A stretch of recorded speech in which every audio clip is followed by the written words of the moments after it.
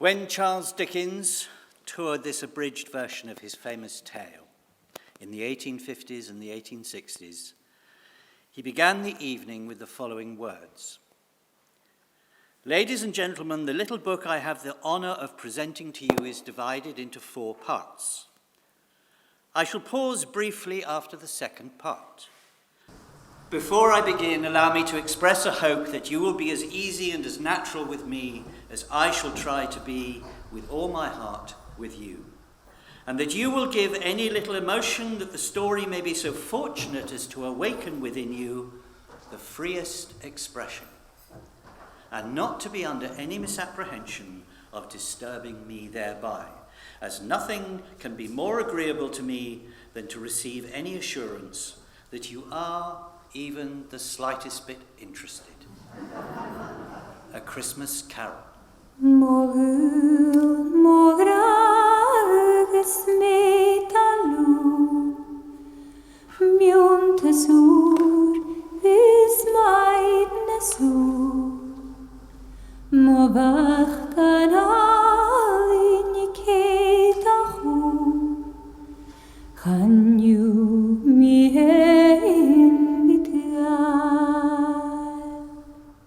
Marley was dead, to begin with. There is no doubt whatever about that. The register of his burial was signed by the clergyman, the clerk, the undertaker, and the chief mourner. Scrooge signed it. And Scrooge's name was good upon anything that he put his hand to. Old Marley was as dead as a doornail. Scrooge knew he was dead? Well, of course he did. How could it be otherwise? Scrooge and he were partners for I don't know how many years. Scrooge was his sole executor, his sole administrator, his sole assign, his sole friend, and his sole mourner. Scrooge never painted out old Marley's name, however. There it stood years afterwards above the warehouse door, Scrooge and Marley. The firm was known as Scrooge and Marley. Sometimes people new to the business called Scrooge Scrooge, and sometimes Marley. He answered to both names. It was all the same to him. Oh, but he was a tight-fisted, hand at the grindstone was Scrooge. A squeezing, wrenching, grasping, scraping, clutching, covetous old sinner. External heat and cold had little influence on him. No warmth could warm, no cold could chill him. No wind that blew was bitterer than he, and no falling snow was more intent upon its purpose, and no pelting rain less open to entreaty. Nobody ever stopped him in the street to say with gladsome looks, "My dear Scrooge, how are you? When are you coming to see me?" No beggars implored him to bestow a trifle. No children asked him what it was o'clock. No man or woman ever once in all his life inquired the way to such and such a place of Scrooge. Even the blind men's dogs appeared to know him, and when they saw him coming on, would tug their owners into doorways and up into courts, and then would wag their tails as though they said, "No eye at all is better than an evil eye, dark master." But what did Scrooge care? It was the very thing he liked, to edge his way along the crowded paths of life, warning all human sympathy to keep its distance. Now, once upon a time, in all the good days in the year, upon a Christmas Eve, old Scrooge sat busy in his counting house. It was cold, bleak, biting, foggy weather, and the city clocks had only just gone 3, but it was quite dark already. The door of Scrooge's counting house was open that he might keep his eye upon his clerk, who in a dismal little cell beyond, a sort of tank, was copying letters. Scrooge had a very small fire, but the clerk's fire was so very much smaller, and it looked like he only had 1 coal. But he couldn't replenish it, for Scrooge kept the coal box in his own room. Wherefore the clerk put on his white comforter and tried to warm himself at the candle, but not being a man of much imagination, he failed. "A Merry Christmas, Uncle, God bless you," cried a cheerful voice. It was the voice of Scrooge's nephew, who came upon him so quickly that this was the first intimation Scrooge had of his approach. "Bah!" said Scrooge. "Humbug!" "Christmas? Humbug, Uncle? You don't mean that." "I do. Out upon Merry Christmas. What's Christmas time to you but a time for paying bills without money?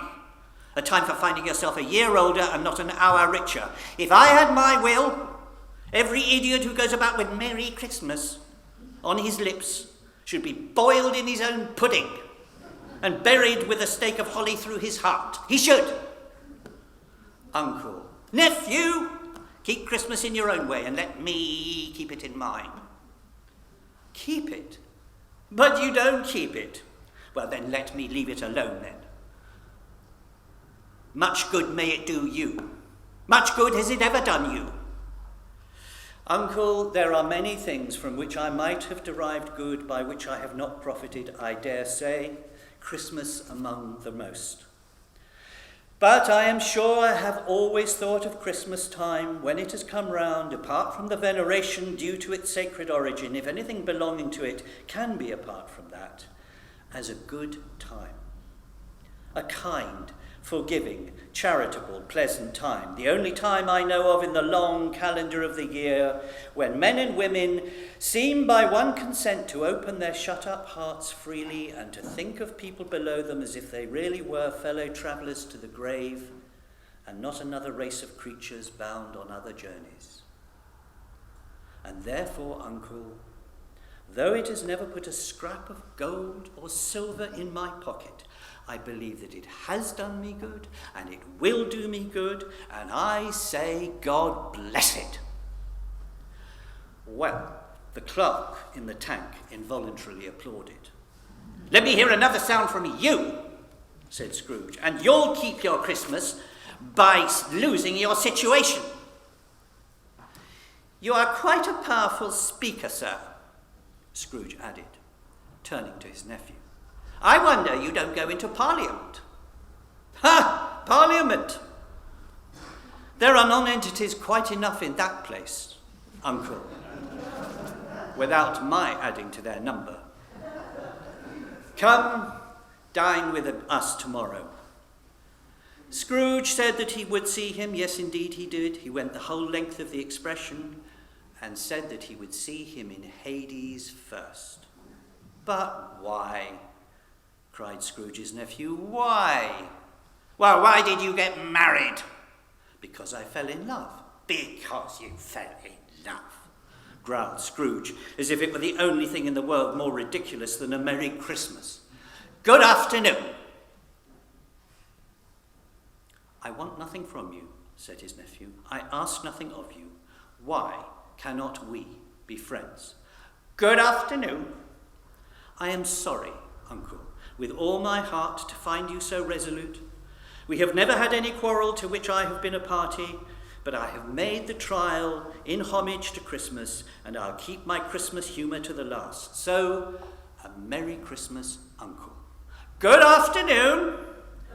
"And a Happy New Year." "Good afternoon." His nephew left the room without an angry word notwithstanding. The clerk, in letting Scrooge's nephew out, had let two other people in.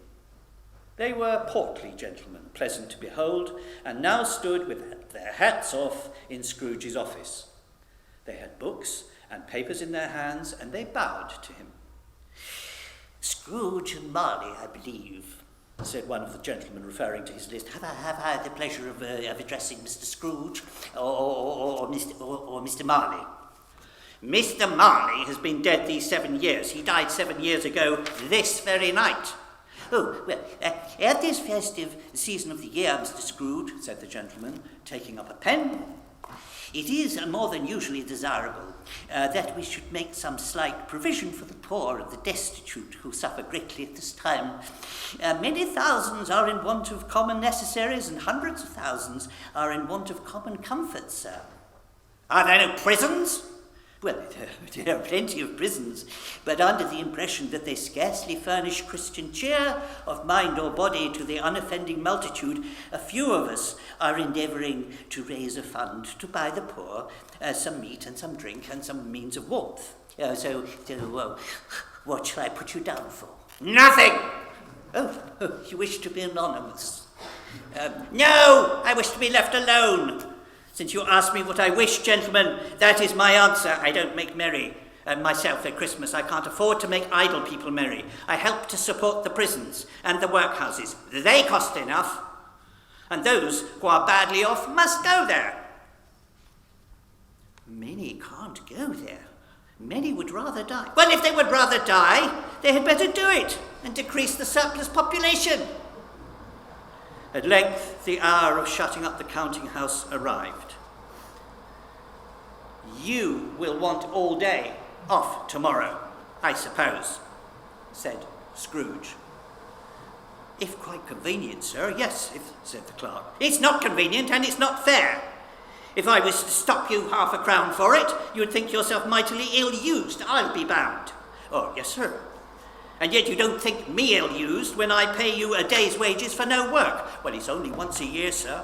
A poor excuse for picking a man's pocket every 25th of December. But I suppose you must have the whole day. But be here all the earlier the next morning. The clerk promised that he would, and Scrooge walked out with a growl. The office was closed in a twinkling, and the clerk, with the long ends of his white comforter dangling below his waist, for he boasted no greatcoat, went down a slide at the end of a lane of boys 20 times in honour of its being Christmas Eve, and then he ran home as hard as he could to play at blind man's buff. Scrooge took his melancholy dinner in his usual melancholy tavern, and having read all the newspapers and beguiled the rest of the evening with his banker's book, went home to bed. He lived in chambers which had once belonged to his deceased partner. The building was old enough now and dreary enough, for nobody lived in it but Scrooge, and the other rooms being all let out as offices. Now, it is a fact that there was nothing at all particular about the knocker on the door of his house, except that it was very large.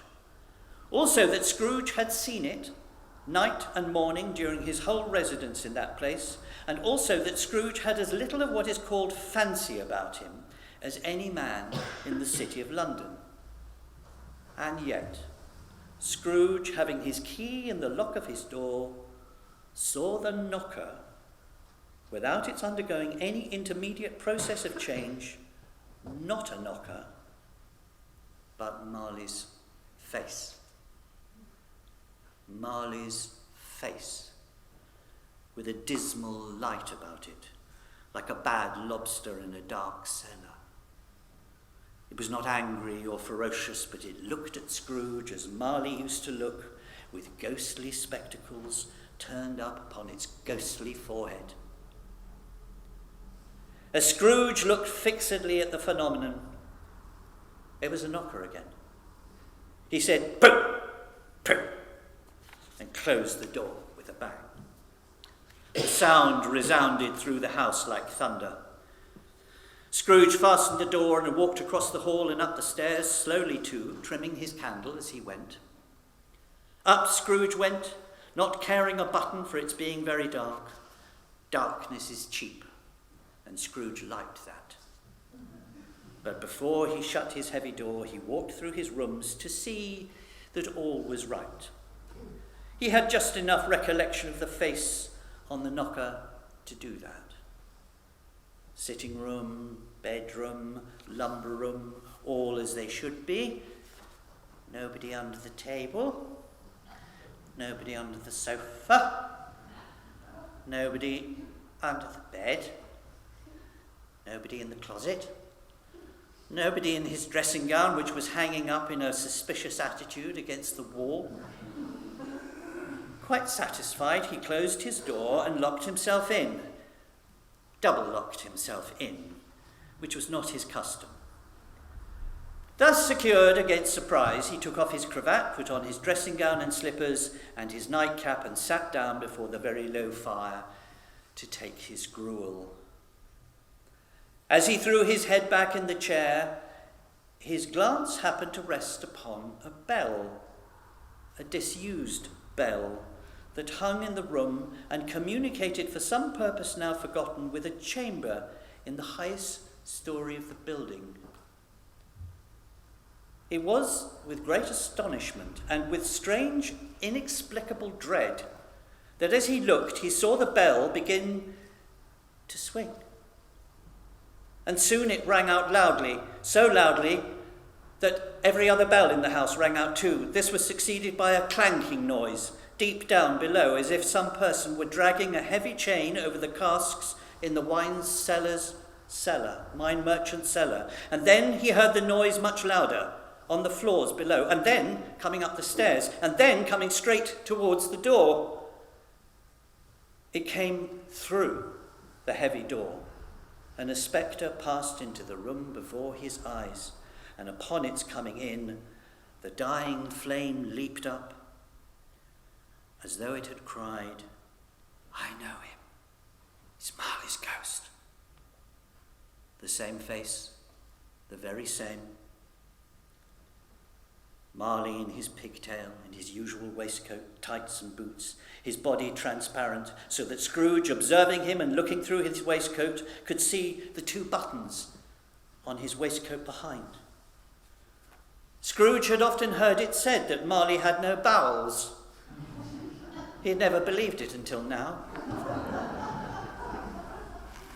No, nor did he believe it even now, though he looked the phantom through and through and saw it standing before him. "How now?" said Scrooge, caustic and cold as ever. What do you want with me?" "Much." Marley's voice, no doubt about it. Who are you?" "Ask me who I was." "Well, who were you then?" "In life, I was your partner, Jacob Marley." "Well, can you sit down?" "I can." "Well, do it then."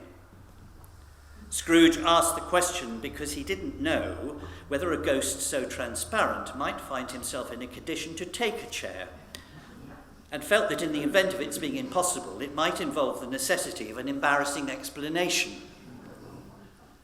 But the ghost sat down on the opposite side of the fireplace, as if he were quite used to it. "You don't believe in me?" "Oh, I don't." "What evidence would you have of my reality beyond that of your senses?" "Well, I don't know." "Why do you doubt your senses?" "Well, because a little thing affects them. I mean, it's like disorder of the stomach makes them cheat. You may be an undigested bit of beef, or a blot of mustard, or a crumb of cheese, or a fragment of underdone potato. There's more of gravy about you than of grave, whatever you are." Scrooge was not much in the habit of cracking jokes, nor did he feel in his heart by any means waggish. The truth is that he tried to be smart as a means of distracting his own attention and keeping down his horror. But how much greater was his horror when the phantom, taking off the bandage round his head as if it were too warm to wear indoors, its lower jaw dropped upon its breast. "Mercy! Oh, dreadful apparition! Why do you trouble me? Why do spirits walk the earth, and why do they come to me?"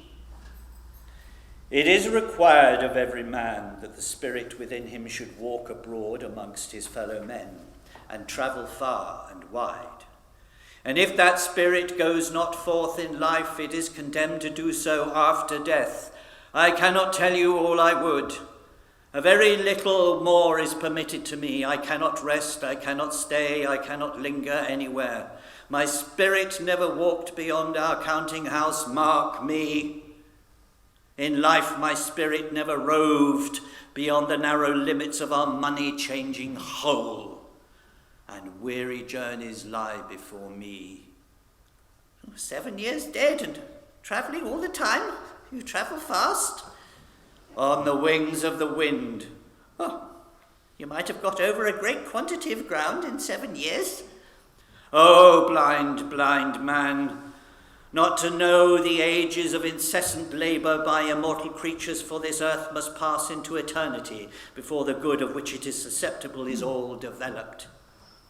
Not to know that any Christian spirit working kindly in its little sphere, whatever it may be, will find its mortal life too short for its vast means of usefulness.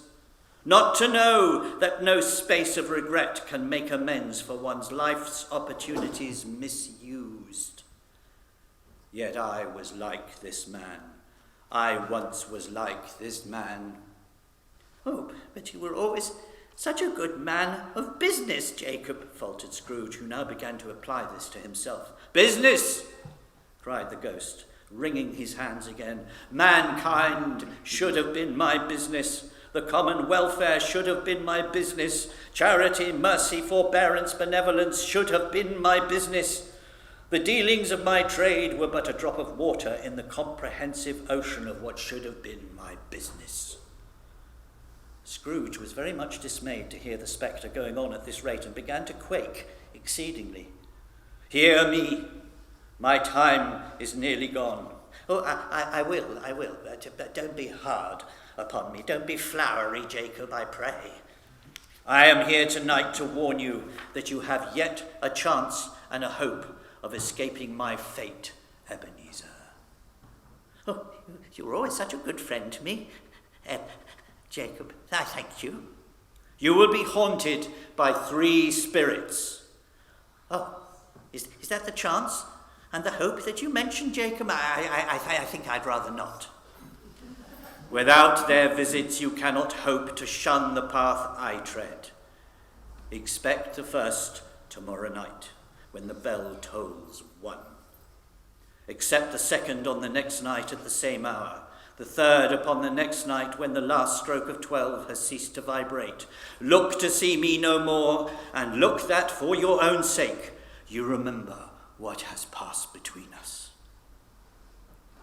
The spirit walked backward from him, and at every step it took, the window raised itself a little, so that when the apparition reached it, it was wide open. Scrooge closed the window and examined the door by which the ghost had entered.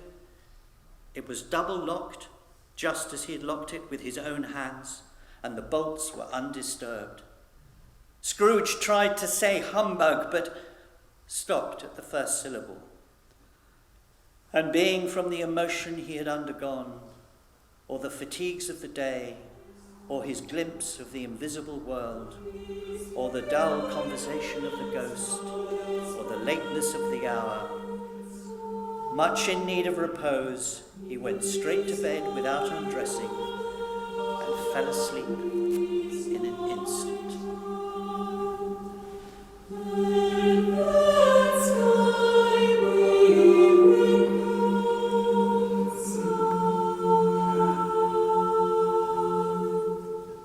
When Scrooge awoke, it was dark, so dark that looking out of bed he could scarcely distinguish the transparent window from the opaque walls of his chamber, until suddenly the church clock tolled a deep, dull, hollow, melancholy 1. Light flashed up in the room upon the instant, and the curtains of his bed were drawn aside by a strange figure, like a child, yet not so like a child as like an old man. Its hair, which hung about its neck and down its back, was white as if with age, and yet the face had not a wrinkle in it, and the tenderest bloom was on its skin. It held a branch of fresh green holly in its hand, and in singular contradiction of that wintry emblem, had its dress trimmed with summer flowers. But the strangest thing about it was that from the crown of its head there sprung a bright, clear jet of light by which all of this was visible. Are you the spirit, sir, whose coming was foretold me? I am. Who and what are you? I am the ghost of Christmas past.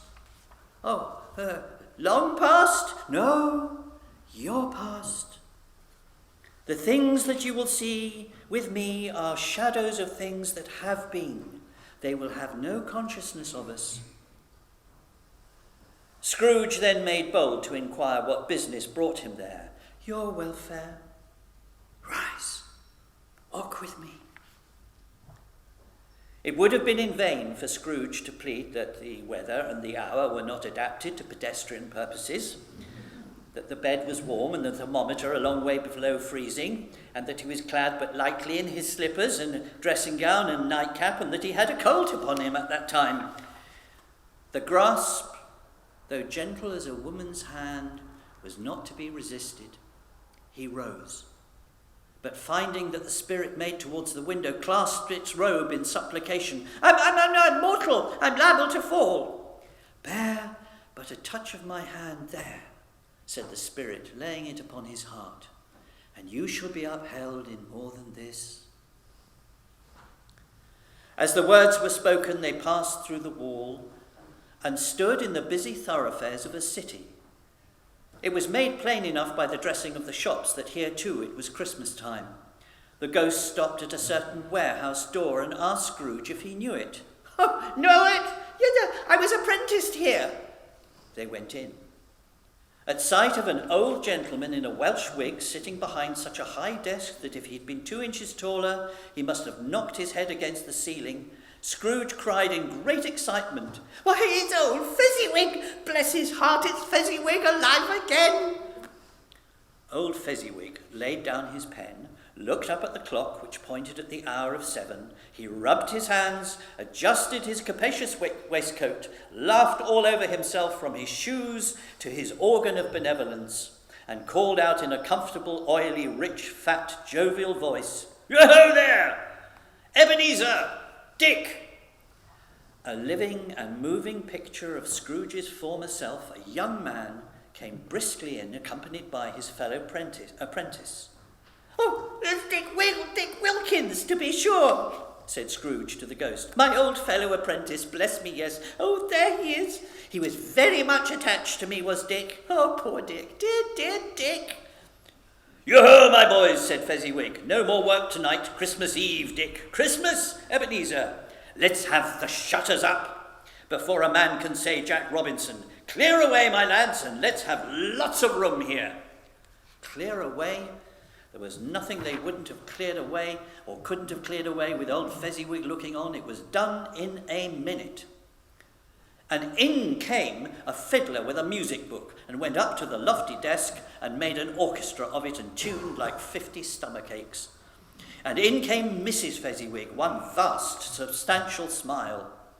And in came the 3 Miss Fezziwigs, beaming and lovable, and in came 6 young followers whose hearts they broke. And in came all the young men and women employed in the business, and in came the housemaid with her cousin the baker, and in came the cook with her brother's particular friend, the milkman. Away they all went, 20 couples at once, hand half round and back again, the other way, down the middle and up again, round and round in various stages of affectionate grouping. Old Fezziwig, clapping his hands to stop the dance, cried out, Well done! And the fiddler plunged his face into a pot of porter specially provided for the purpose. There were more dances, and there were forfeits, and more dances, and there was cake, and there was negus, and there was a great piece of cold roast, and there was a great piece of cold boiled, and there were mince pies and plenty of beer. But the great effect of the evening came after the roast and the boiled, when the fiddler struck up Sir Roger de Coverley, and then old Fezziwig stood out to dance with Mrs. Fezziwig. As to her, she was worthy to be his partner in every sense of the term. A positive light appeared to issue from Fezziwig's calves.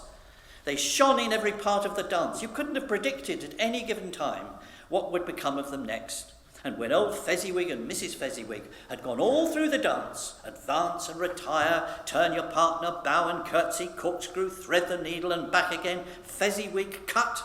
He cut so deftly that he appeared to wink with his legs. When the clock struck 11, this domestic ball broke up, and Mr. and Mrs. Fezziwig took their stations, one on either side of the door, and shaking hands with every person individually as he or she went out, wished him or her a Merry Christmas. When everybody had retired but the two apprentices, they did the same to them, and thus the cheerful voices died away, and the lads were left to their beds, which were under a counter in the back of the shop. "A small matter," said the ghost, "to make these silly folk so full of gratitude. He has spent but a few pounds of your mortal money, 3 or 4 perhaps. Is that so much that he deserves this praise?"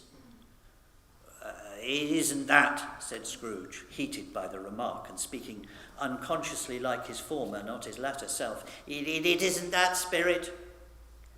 He has the power to render us happy or unhappy, to make our service light or burdensome, a pleasure or a toil. Say that his power lies in words and looks, in things so slight and insignificant that it is impossible to add and count them up. What then? The happiness he gives is quite as great as if it cost a fortune. He felt the Spirit's glance and stopped. "What is the matter?" Nothing particular." "Something, I think." No. I should like to be able to say a word or two to my clerk just now, that is all." "My time grows short," observed the Spirit. "Quick!" This was not addressed to Scrooge, or to anyone whom he could see, but it produced an immediate effect, for again he saw himself, but he was older now, a man in the prime of life. He was not alone, but sat by the side of a fair young girl in a black dress, in whose eyes there were tears. "It matters little," the girl said softly to Scrooge's former self. "To you, very little. Another idol has displaced me, and if it can comfort you in time to come, as I would have tried to do, I have no just cause to grieve."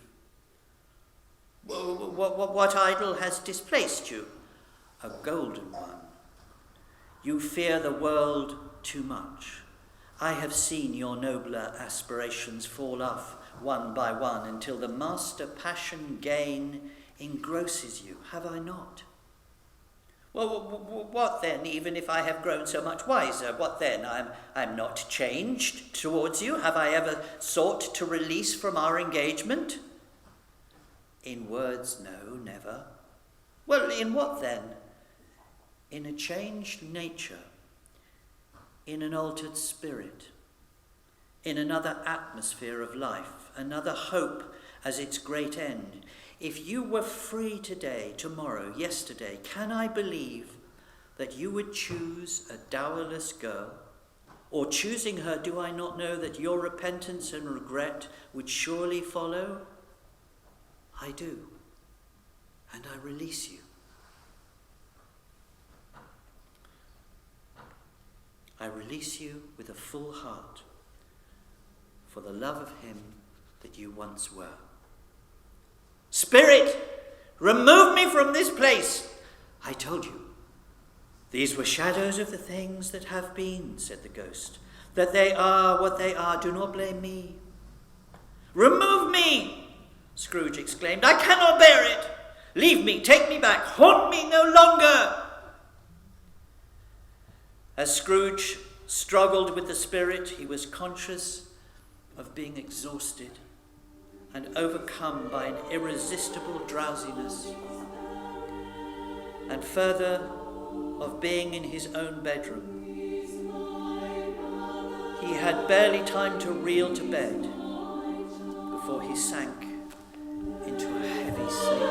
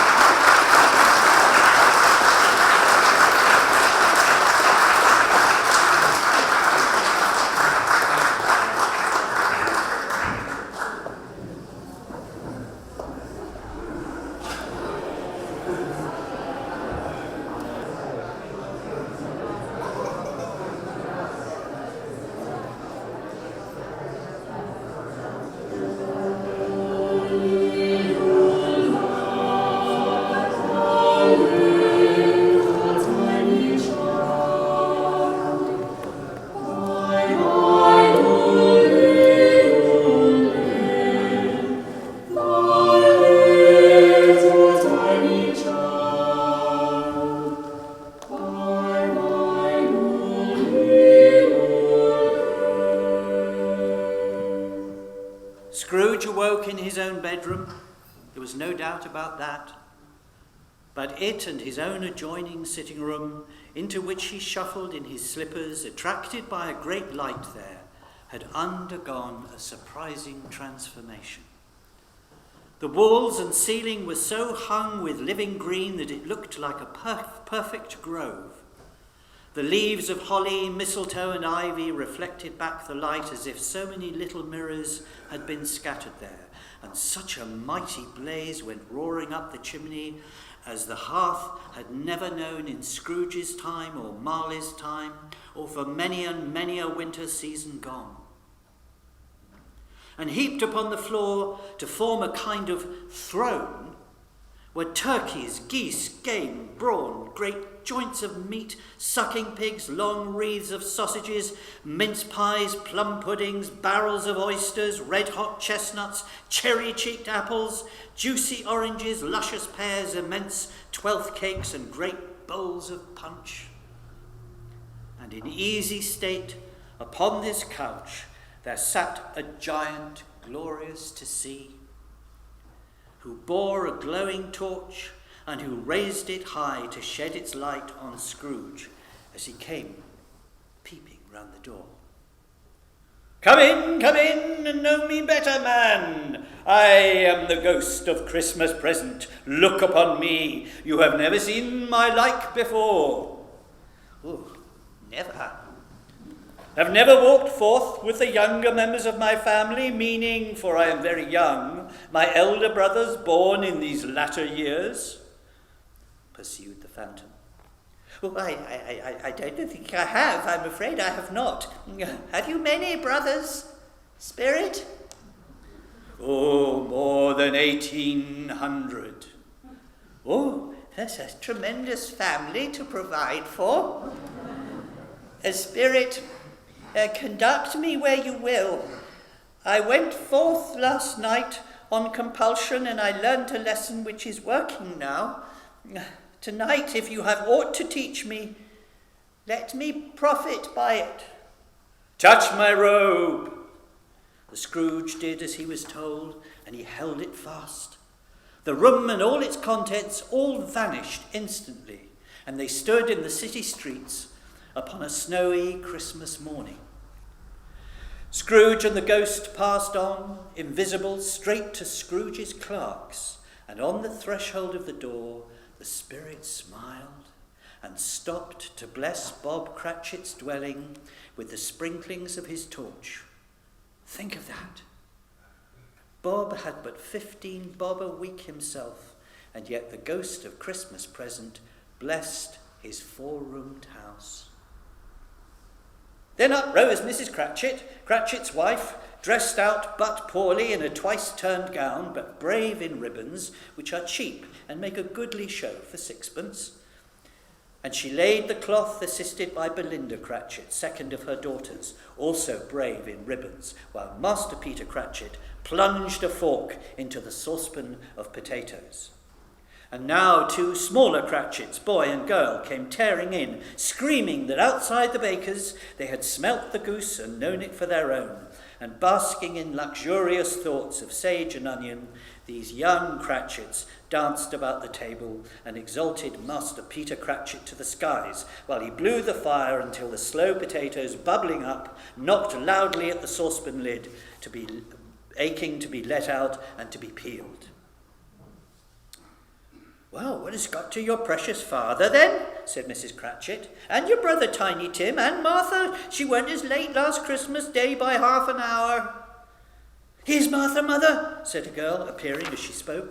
"Oh, why, bless your heart alive, my dear, how late you are," said Mrs. Cratchit, kissing her a dozen times and taking off her shawl and her bonnet for her. "Well, never mind, so long as you are come," said Mrs. Cratchit. "Sit ye down before the fire, my dear, and have a warm, Lord bless thee." No, there's father coming," cried the 2 young Cratchits, who were everywhere at once. "Hide, Martha, hide!" So Martha hid herself, and in came little Bob, the father, and Tiny Tim upon his shoulder. Alas for Tiny Tim. He bore a little crutch and had his limbs supported by an iron frame. Why, where's our Martha? Cried Bob Cratchit, looking round. Oh, she's not coming, said Mrs. Cratchit. Not coming? Said Bob, with a sudden declension in his high spirits. Not coming? On Christmas Day? Martha didn't like to see him disappointed, even if it were only in a joke, so she came out prematurely from behind the closet and ran into his arms, while the two young Cratchits hustled Tiny Tim and bore him into the wash-house that he might hear the pudding singing in the copper. And how did little Tiny Tim behave? Asked Mrs. Cratchit. Oh, he was as good as gold, said Bob, and better. Somehow he gets thoughtful sitting by himself so much, and he thinks the strangest things you ever heard. He told me, coming home, that he hoped the people saw him in the church because he was disabled, and it might be pleasant to them to remember upon Christmas Day who made the lame beggars walk and the blind men see. Bob's voice was tremulous when he told them this, and trembled more when he said that Tiny Tim was growing strong and hearty. His active little crutch was heard upon the floor, and back came Tiny Tim before another word was spoken, escorted by his brother and his sister to his stool beside the fire. Master Peter and the two young Cratchits went to fetch the goose, with which they soon returned in high procession. Mrs. Cratchit made the gravy, hissing hot, and Master Peter mashed the potatoes with incredible vigour. Miss Belinda sweetened the apple sauce, and Martha dusted the hot plates, and Bob took Tiny Tim beside him in a tiny corner to a table. At last the dishes were set on and grace was said, and it was succeeded by a breathless pause as Mrs. Cratchit, looking slowly along the carving knife, prepared to plunge it in the breast. But when she did, and when the long-expected gush of stuffing issued forth, one murmur of delight arose all around the board, and even Tiny Tim, excited by the two young Cratchits, beat on the table with the handle of his knife and feebly cried, "Hurrah!" There never was such a goose. Bob said he believed there never was such a goose. Everyone had had enough, and the youngest Cratchits in particular were steeped in sage and onion to the eyebrows, but now, the plates being changed by Miss Belinda, Mrs. Cratchit left the room alone, too nervous to bear witnesses, to take the pudding up and bring it in. She re-entered, flushed but smiling proudly, with the pudding like a speckled cannonball, so hard and firm, blazing in ignited brandy and bedight with Christmas holly stuck to the top. "Oh, a wonderful pudding," Bob Cratchit said, and calmly too, that he regarded it as the greatest success achieved by Mrs. Cratchit since their marriage. At last the dinner was all done. The hearth was swept, the fire made up, and then all the Cratchit family drew around the hearth into what Bob Cratchit called a circle, and at Bob Cratchit's elbow stood the family display of glass, 2 tumblers, and a custard cup without a handle. Then Bob proposed, "A Merry Christmas to us all, my dears, God bless us," which all the family re-echoed. "God bless us, every one," said Tiny Tim, the last of all. He sat very close to his father's side upon his little stool. Bob held his withered little hand in his as if he loved the child, and wished to keep him by his side and dreaded that he might be taken from him. Scrooge raised his head speedily on hearing his name. "Mr. Scrooge," said Bob, "I'll give you Mr. Scrooge, the founder of the feast." "Founder of the feast, indeed," cried Mrs. Cratchit, reddening. "I wish I had him here. I'd give him a piece of my mind to feast upon, and I hope he'd have a good appetite for it." "My dear," said Bob, "the children, Christmas Day." "It should be Christmas Day, I assure," said she, "on which one drinks the health of such an odious, stinging, hard, unfeeling man as Mr. Scrooge. You know he is, Robert. Nobody knows it better than you do, poor fellow." "My dear," was Bob's mild answer, "Christmas Day." "Well, I'll drink his health for your sake and the day's," said Mrs. Cratchit, "but not for his." The children drank the toast after her. It was the first of their proceedings which had no heartiness in it, and Tiny Tim drank it last of all. Scrooge was the ogre of the family. The mention of his name cast a dark shadow on the party, which was not dispelled for a full 5 minutes. The chestnuts and the jug went round, and by they had a song about a lost child travelling in the snow from Tiny Tim, who had a plaintive little voice and sang it very well indeed.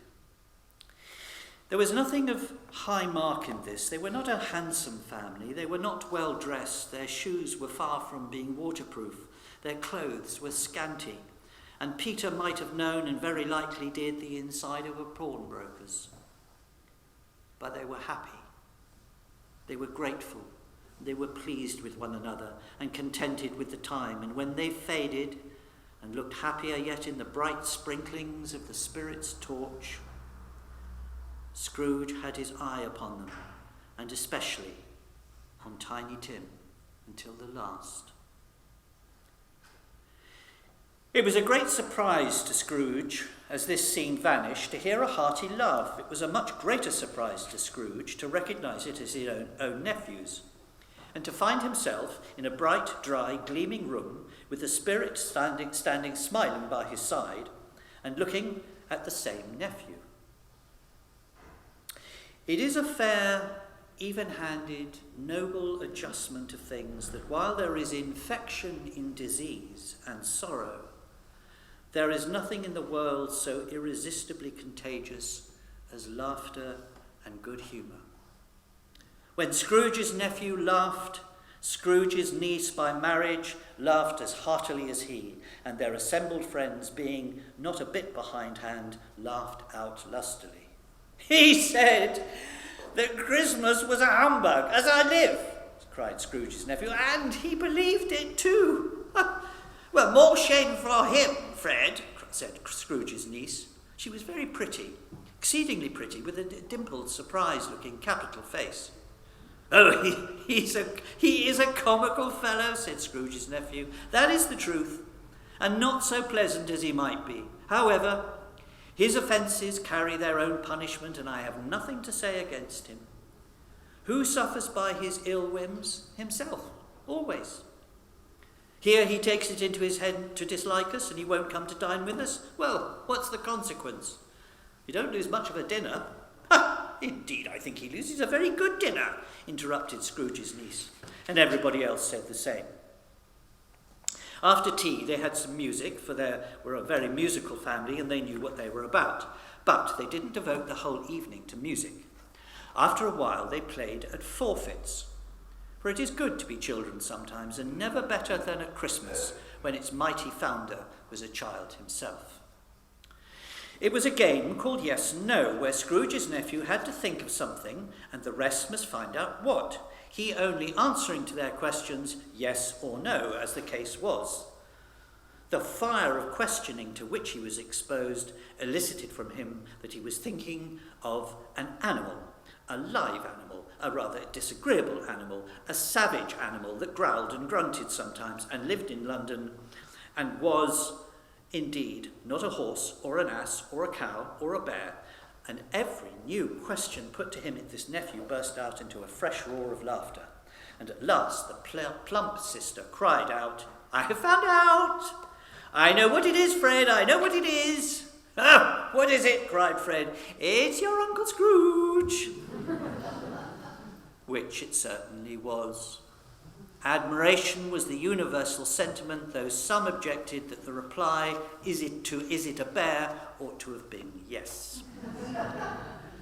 Uncle Scrooge had imperceptibly become so gay and light of heart that he would have drunk to the unconscious company, but the whole scene passed off in the breath of the last word spoken by the nephew, and he and the Spirit were again upon their travels. Much they saw, and far they went, and many homes they visited, but always with a happy end. The Spirit stood beside sick beds, and they were cheerful, on foreign lands, and they were home, in almshouse, hospital, and jail, in misery's every refuge, he left his blessing, and taught Scrooge his precepts. Suddenly, as they stood together in an open place, the bells struck 12. Scrooge looked about him for the ghost and saw it no more. As the last stroke ceased to vibrate, he remembered the prediction of old Jacob Marley, and lifting up his eyes, beheld a solemn phantom, draped and hooded, coming like a mist along the ground towards him.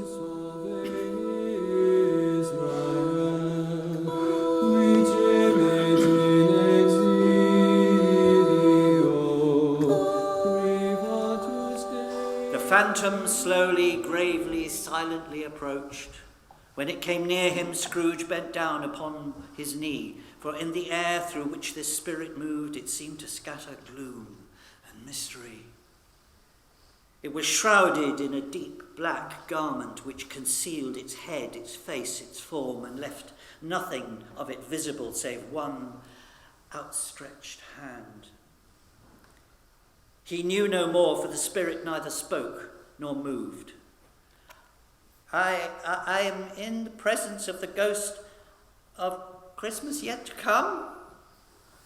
Ghost of the future, I fear you more than any spectre I have seen. But as I know your purpose is to do me good, and as I hope to live to be another man from what I was, I am prepared to bear you company, and I do it with a thankful heart. Will you not speak to me? It gave him no reply. The hand was pointed straight before them. Lead on, the night is waning fast, and it is precious time to me, I know. Lead on, spirit. They scarcely seemed to enter the city, for the city rather seemed to spring up about them, but there they were in the heart of it, and amongst the merchants. The spirit stopped beside one little knot of businessmen, observing that the hand was pointed to them, and Scrooge advanced to listen to their talk. No, said a great fat man with a monstrous chin. I don't know much about it either way. I only know that he's dead. When did he die? Inquired another. Well, last night, I believe. Well, what was the matter with him? I thought he'd never die. Oh, God knows, said the first with a yawn. Well, what's he done with his money? Asked a red-faced gentleman. Well, I haven't heard, said the man with the large chin. Company, perhaps. He hasn't left it to me, that's all I know. Scrooge was at first inclined to be surprised that the spirit should attach importance to a conversation apparently so trivial. It could scarcely be supposed to have any bearing on the death of Jacob, his old partner, for that was the past, and this ghost's province was the future.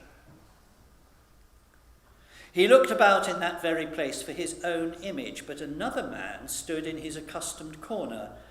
But it gave him little surprise, however, for he had been revolving in his mind a change of life, and he thought and hoped that he saw his newborn resolutions carried out in this. They left the busy scene and went into an obscure part of town to a low shop where iron, old rags, bottles, bones, and greasy offal were bought. A grey-haired rascal of great age sat smoking his pipe. Scrooge and the phantom came into the presence of this man just as a woman with a heavy bundle slunk into the shop. But she had scarcely entered when another woman, similarly laden, came in too, and she was closely followed by a man in faded black. Let the charwoman alone be the first, Joe, cried she who had entered first, and let the laundress be the second, and let the undertaker's man alone be the third. Well, you couldn't have met in a better place, said Joe, the old rascal with the pipe. What have you got to sell? What have you got to sell? Half a minute's patience and you will see. Every person has a right to take care of themselves. He always did. Who's the worse for the loss of a few things like these? Not a dead man, I suppose. If he wanted to keep them after he was dead, a wicked old screw, why wasn't he natural in his lifetime? If he had been, he'd have had somebody to look after him when he was struck with death instead of lying, gasping out his last there alone and by himself. Joe went down on his knees for the greater convenience of opening the bundle and dragged out a large and heavy roll of some dark stuff. Well, what do you call these? Bed curtains? Are these his blankets? Well, whose else do you think? Scrooge listened to this dialogue in horror. Spirit, I see. The case of this unhappy man might be my own. My life tends that way now. Merciful heaven, what is this? The scene had changed, and now he almost touched a bare, uncurtained bed. A pale light rising in the outer air fell straight upon this bed, and on it, unwatched, unwept, uncared for, was the body of this plundered, unknown man. Spirit, let me see some tenderness connected with a death, or this dark chamber will be forever present to me. The ghost conducted him to poor Bob Cratchit's house, the dwelling he had visited before, and found the mother and the children seated round the fire. Quiet, very quiet. The noisy little Cratchits were still as statues in one corner and sat looking up at Peter, who had a book before him. The mother and her daughters were engaged in needlework, but surely they were very quiet. And he took a child and set him in the midst of them, read Peter. Where had Scrooge heard those words? He had not dreamt them. The boy must have read them out as he and the spirit crossed the threshold. Why did he not go on? The mother laid her work upon the table and put her hand up to her face. The colour of black, it hurts my eyes, she said. Colour of black. Ah, poor Tiny Tim. They're better now again. It makes them weak by candlelight. I wouldn't show weak eyes to your father when he comes home for the world. It must be near his time. Oh, and there is your father at the door, said Mrs. Cratchit. She hurried out to meet him. And Bob, in his comforter, he had need of it, poor fellow, came in. And then the two young Cratchits got upon his knees, and they laid each child a little cheek against his face, as if they said, Don't mind it, Father. Don't be grieved. Bob was very cheerful with them and spoke pleasantly to all the family. He looked at the work upon the table and praised the industry and speed of Mrs. Cratchit and the girls. They would be done long before Sunday, he said. Sunday? But you went today then, Robert? Yes, my dear, returned Bob. I wish you could have gone. It would have done you good to see how green a place it is. But you'll see it often, and I promised him that we would walk there every Sunday. He broke down all at once. He couldn't help it. If he could have helped it, he and his child would have been further apart, perhaps, than they were.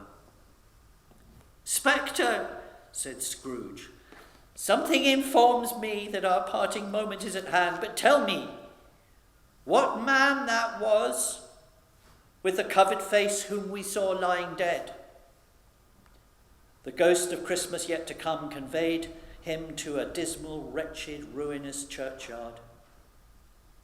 The spirit stood among the graves and pointed to one.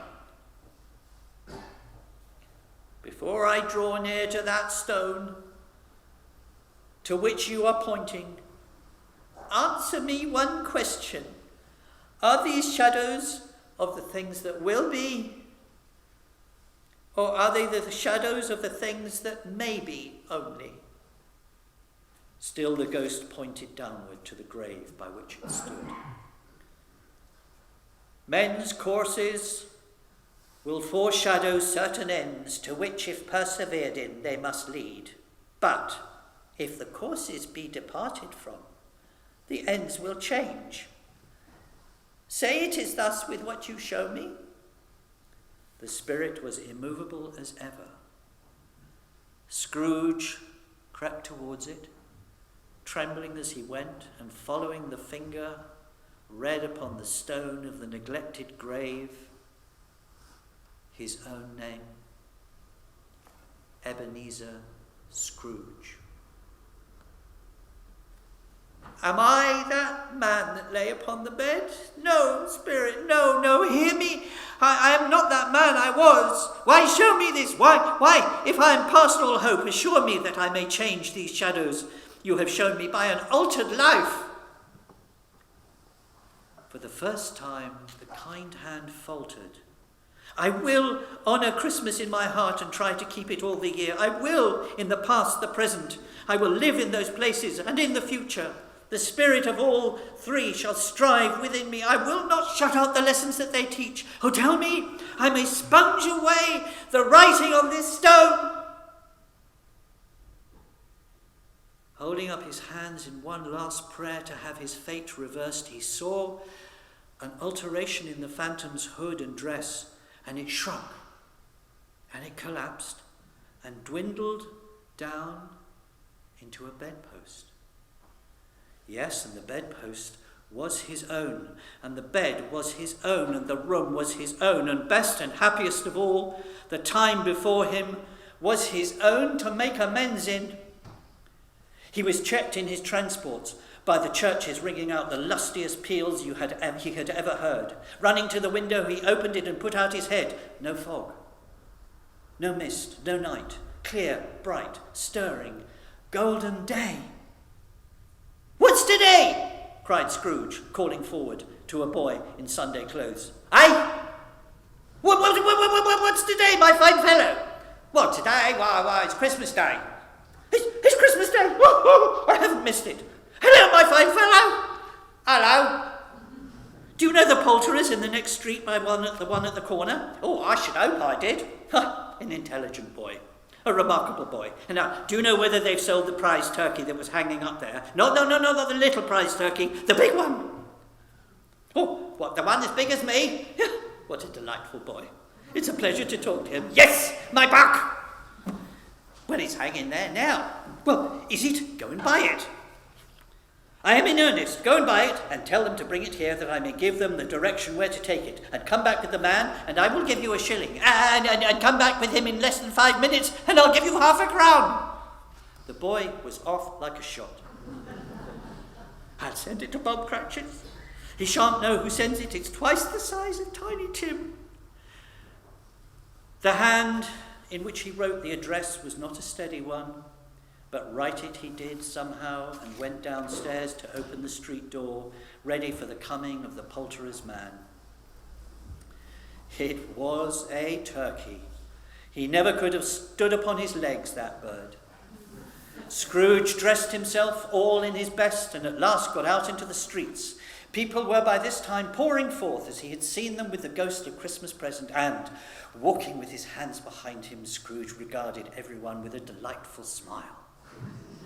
He looked so irresistibly pleasant in a word that 3 or 4 good-humoured fellows said, "Good morning, sir! Merry Christmas to you!" And Scrooge said afterwards that of all the blithe sounds he had ever heard, those were the blithest in his ears. In the afternoon, he turned his steps towards his nephew's house. He passed the door a dozen times before he had the courage to go up and knock, but he made a dash and he did it. "Is your master home, my dear?" said Scrooge to the girl at the door. "Yes, sir." "Well, where is he, my love?"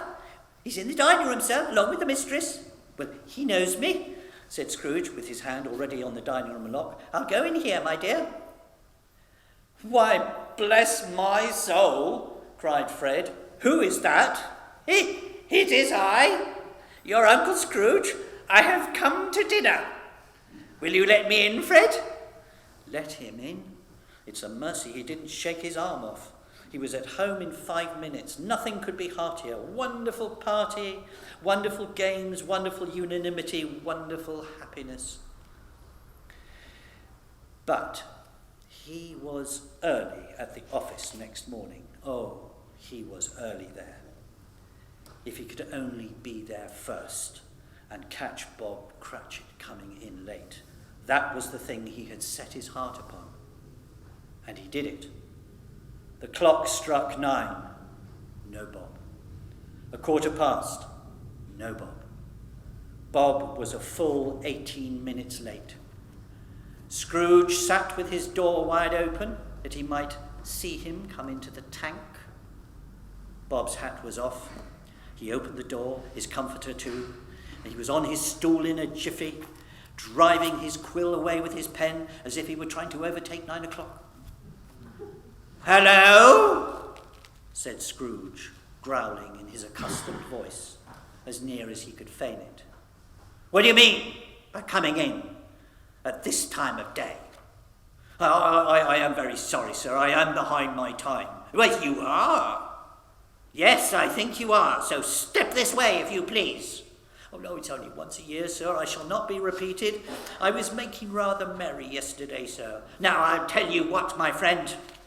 I'm not going to stand for this sort of thing any longer, and therefore," Scrooge continued, leaping from his stool and giving Bob such a dig in the waistcoat that he staggered back into the tank again, "and therefore, I'm about to raise your salary."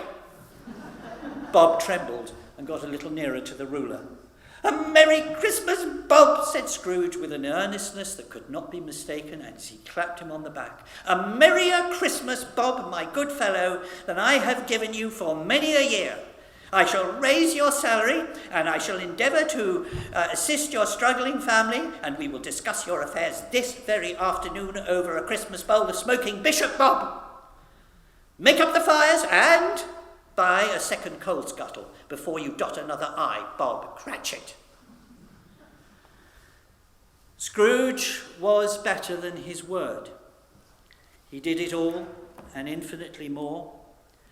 And to Tiny Tim, who did not die, he was a second father. He became as good a friend, as good a master, and as good a man as the good old city knew, or any other good old city, town, or borough, or good in the good old world. Some people laughed to see the alteration in him, but his own heart laughed, and that was quite enough for him. Scrooge had no further intercourse with spirits, but lived in that respect upon the total abstinence principle ever afterwards. And it was always said of him that he knew how to keep Christmas well if any man alive possessed the knowledge. May that be truly said of us, of all of us. And so, as Tiny Tim observed, God bless us every one. Amen.